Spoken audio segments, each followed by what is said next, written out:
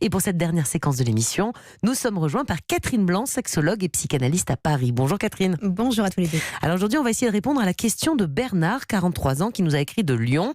Je vous la lis. Comme tous les hommes, ma libido est très importante. J'ai envie de faire l'amour tous les jours et si je pouvais, plusieurs fois par jour. En tout cas, j'y pense tout le temps. Comment pourrais-je rester toute ma vie avec une femme puisqu'elles n'ont pas autant de libido que les hommes? Alors Catherine, déjà Bernard, il dit qu'il a une libido très importante. Bon, c'est lui qui le dit, mais c'est vrai que ça paraît beaucoup quand même, tous les jours, tout le temps, plusieurs fois par jour. C'est vrai que ça paraît quand même énorme. Est-ce que c'est normal d'abord d'avoir envie comme ça tout le temps, comme il le décrit? Alors, on peut avoir tout le temps envie, simplement ça veut dire qu'on laisse peu d'espace pour autre chose que la sexualité.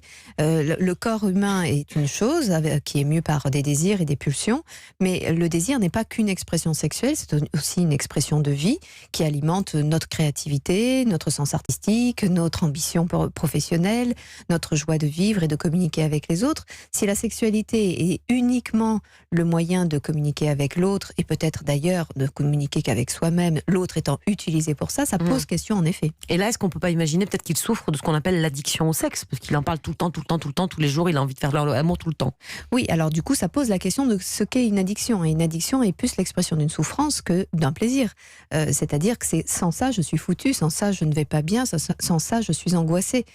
Quand je dis ça, là, dans ce cas-là, c'est la sexualité. Dans un autre cas, ça pourrait être la nourriture, ou ça pourrait être la cigarette, l'alcool, etc. Jimmy? Bernard dit, comme tous les hommes, j'ai une libido importante. Mais c'est peut-être faux, tous les hommes n'ont pas une libido importante. Et que c'est la pornographie qui nous fait croire que tous les hommes devraient être prêts tout le temps à avoir des rapports? La pornographie, puis l'histoire de l'humanité, c'est-à-dire qu'on a toujours pensé que l'homme s'exprimait au travers, on l'a autorisé à sa sexualité. Donc, à partir du moment où il est désirant, c'est un homme. S'il n'est pas désirant, c'est une femme. Et pourquoi ce serait une femme? Parce que les femmes n'ont pas lieu d'être désirantes, parce que sinon ce sont des salopes. Donc en fait, on est dans quelque chose qui est extrêmement écrit de longue date, dont on a du mal ancré, du coup, et dont on a du mal à nous départir, en effet. Et donc un homme doit être tout le temps en train de penser à la sexualité. Du coup, les femmes ont même un regard sur les hommes qui sont des pervers en puissance, puisqu'ils ne pensent qu'à ça. Et alors, je vous parlais de l'addiction au sexe, mais est-ce que le fait d'être addict au sexe, c'est d'y penser tout le temps ou de devoir le faire tout le temps? C'est quoi l'addiction? C'est les deux. Oui. Ça peut être aussi sur simplement des visionnages de films pornographiques ou d'images érotiques sur Internet, par exemple. C'est extrêmement polluant de la vie de l'individu. C'est-à-dire que sans ça, il ne peut pas... il y a un besoin d'un shoot émotionnel et d'un shoot d'excitation. Et là, évidemment, que ça sclérose complètement la relation de l'individu avec le monde. Jimmy? Et si sa partenaire n'a pas les mêmes besoins, les mêmes envies, ça va être un peu compliqué pour elle. Donc qu'est-ce qu'il doit faire? Trouver quelqu'un qui a la même libido que lui?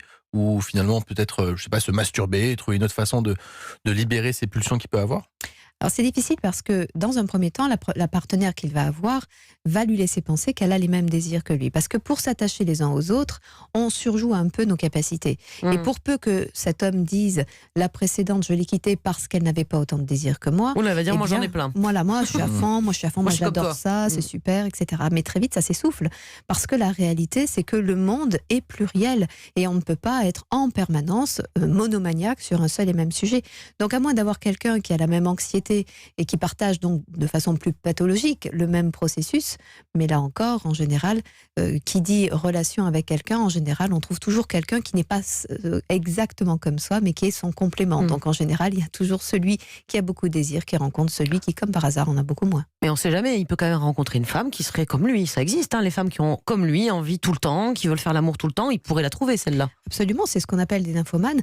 Et les nymphomanes, mais la nymphomane, c'est justement, parce que là encore, on a nommé les choses et qu'on a voulu aussi trouver que c'était super, puisque c'était des femmes qui étaient du coup très portées sur la sexualité et très libres. En fait, la nymphomane, c'est une femme qui est dans l'anxiété, c'est comme la boulimique, c'est dans l'anxiété d'existence qui fait qu'elle ne se voit et elle ne se reconnaît que dans le désir partagé avec l'autre, que dans le désir de l'autre sur elle, et qu'elle y répond en permanence ou qu'elle le sollicite en permanence. Donc c'est plutôt l'expression d'une souffrance que d'une liberté sexuelle.